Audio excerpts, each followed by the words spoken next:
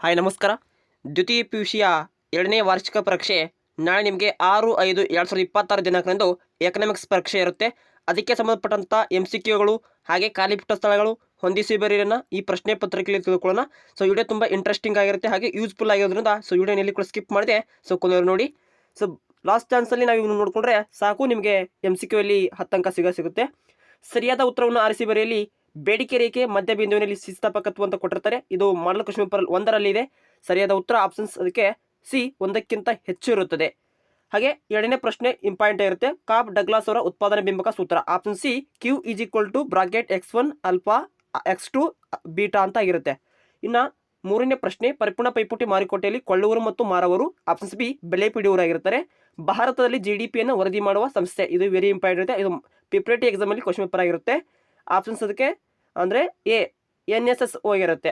ಇನ್ನು ಐದನೇ ಪ್ರಶ್ನೆ ಒಂದು ದೇಶದ ಕರೆನ್ಸಿಯನ್ನು ಬೆಲೆಯನ್ನು ವಿದೇಶಿ ಕರೆನ್ಸಿಯ ರೂಪದಲ್ಲಿ ವ್ಯಕ್ತಪಡಿಸುವುದನ್ನು ಹೀಗೆಂದು ಕರಿತೀವಿ. ಅದಕ್ಕೇನು ಕರಿತೀವಿ ನಾವು?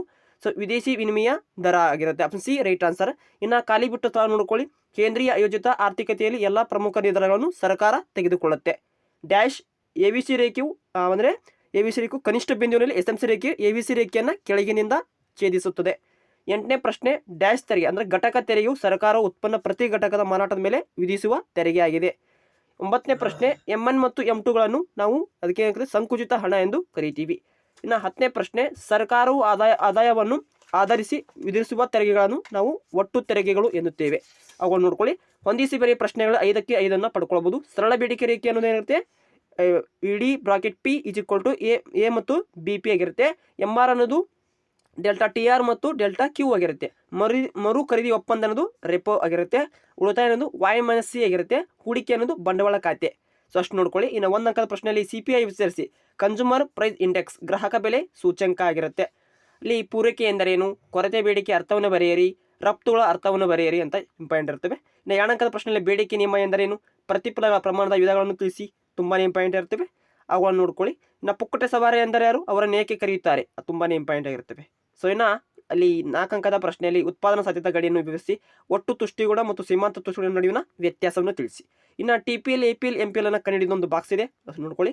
ಬೆಲೆ ಅಂತಸ್ತನ್ನು ಕುರಿತು ಒಂದು ರೇಖಾಚಿತ್ರ ಮೂಲಕ ವಿವರಿಸಿ ಇರುತ್ತೆ, ಅದು ನೋಡ್ಕೊಳ್ಳಿ. ಮುಂಗಡ ಪತ್ರದ ಭಾಗಗಳ ಪಟ ಇರ್ಬೋದು, ಚಾಲ್ತಿ ಖಾತೆಗಳ ಭಾಗಗಳ ಪಟನ ಇರ್ಬೋದು. ಇಲ್ಲಿ ಸಂಧಾಭಾಗಿಯ ಚಾಲ್ತಿ ಖಾತೆಗಳ ಭಾಗಗಳ ಪಟನ ಕೇಳಿದ್ದಾರೆ, ಅಷ್ಟು ನೋಡ್ಕೊಳ್ಳಿ. ಇನ್ನು 6 ಅಂಕದಲ್ಲಿ ಔದಾಸೀನ್ಯ ವಕ್ರರೇಖೆಯ ಲಕ್ಷಣಗಳನ್ನು ಕೇಳಲಾಗಿದೆ, ಅಷ್ಟು ನೋಡ್ಕೊಳ್ಳಿ.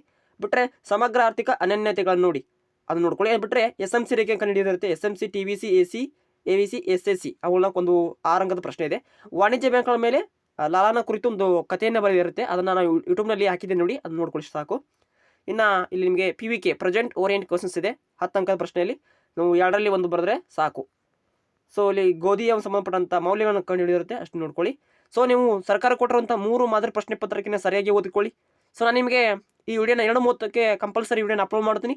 ಹಾಗೆ ಸೊ ಇನ್ನೊಂದು ವಿಡಿಯೋ ಅಂದರೆ 4:30ಕ್ಕೆ ಒಂದು ವಿಡಿಯೋ ಅಪ್ಲೋಡ್ ಮಾಡ್ತೀನಿ. ಅಲ್ಲಿ ಯಾವ ರೀತಿ 6 ಅಂಕವನ್ನು ಪಡ್ಕೋಬೇಕು ಹಾಗೆ 4 ಅಂಕವನ್ನು ಯಾವ ರೀತಿ ಪಡ್ಕೊಳ್ಬೇಕು ಎಂಬುದನ್ನು ಪ್ರೆಸೆಂಟ್ ಓರಿಯೆಂಟ್ ಅಂದರೆ PVK ಕ್ವಶನ್ ಸಂಬಂಧಪಟ್ಟಂತ ನಾನು ಅಲ್ಲಿ ವಿಡಿಯೋನ ಅಪ್ಲೋಡ್ ಮಾಡ್ತೀನಿ. ಅಷ್ಟು ನೋಡ್ಕೊಳ್ಳಿ ಸಾಕು. ನಾಳೆ ನಾವು ಒಂದು ಎಕ್ಸಾಮ್ಗೆ ಈಸಿಯಾಗಿ ಪಾಸ್ ಆಗ್ಬೋದು. ನೀವು 60 ಅಂಕವನ್ನು ಈಸಿಯಾಗಿ ನಾವು ಕೊಡುವಂಥ ಪ್ರಶ್ನೆಗಳಲ್ಲಿ ಬಂದೇ ಬರುತ್ತೆ. ಹಾಗೆ ಸರ್ಕಾರ ಕೊಟ್ಟಿರುವಂಥ 3 ಮಾದರಿ ಪ್ರಶ್ನೆ ಪತ್ರಿಕೆಯನ್ನು 1, 2, 3 ಸರಿಯಾಗಿ ಓದ್ಕೊಳ್ಳಿ. ಅಲ್ಲಿ ಕೊಟ್ಟಿರುವಂಥ ಪ್ರಶ್ನೆಗಳು ಹೆಚ್ಚಾಗಿ ಬರುತ್ತವೆ. ನಿಮಗೆ ಈ ಸರಿ ಡಿಫಿಕಲ್ಟ್ ಇರೋದಿಲ್ಲ ಎಕ್ಸಾಮ್ ಎಕನಾಮಿಕ್ ಅಂದರೆ. ನಿಮಗೆ ಇಲ್ಲಿ ಕ್ವಶನ್ ಬ್ಯಾಂಕಲ್ಲಿ ತೆಗೆಯುವಂಥ ಕ್ವಶನ್ಸ್ ಸ್ವಲ್ಪ ಈಸಿ ಇರ್ತವೆ. ಸೊ ನಿಮಗೆ ಫಸ್ಟ್ ಎಕ್ಸಾಮಲ್ಲಿ ಬಂದಂಥ ಕ್ವಶನ್ಸ್ಗಳು ಕೂಡ ಹೆಚ್ಚಾಗಿ ನಿಮಗೆ ರಿಪೀಟ್ ಆಗೋ ಚಾನ್ಸ್ ಇರುತ್ತೆ. ನೀವು ಮಿಡ್ ಟರ್ಮ್ ಎಕ್ಸಾಮ್ ಹಾಗೆ PPT ಎಕ್ಸಾಮ್ 2 ನೋಡಿ 1 ಮತ್ತು 2 ಅವನು ಕೂಡ ತೆಗೆದುಕೊಂಡು ಅಭ್ಯಾಸ ಮಾಡಬೇಕಾಗುತ್ತೆ. ಸೊ ಈ ವಿಡಿಯೋ ನಿಮಗೆ ಏನಾದರೆ ಹೆಲ್ಪ್ ಆದರೆ ನಿಮ್ಮ ಫ್ರೆಂಡ್ಸ್ ಗ್ರೂಪ್ನಲ್ಲಿ ಶೇರ್ ಮಾಡ್ಕೊಳ್ಳಿ ಅಂತ ಹೇಳ್ತಾ, ಎನಿ ಡೌಟ್ಸ್ ಇದ್ದರೆ ಕಮೆಂಟ್ ಬಾಕ್ಸ್ನಲ್ಲಿ ಕಮೆಂಟ್ ಮಾಡ್ಕೊಳ್ಳಿ. ಸೊ ವಿಡಿಯೋನ ಶೇರ್ ಮಾಡ್ಕೊಳ್ಳಿ ಅಂತ ಹೇಳ್ತಾ, thank for watching, have A nice day.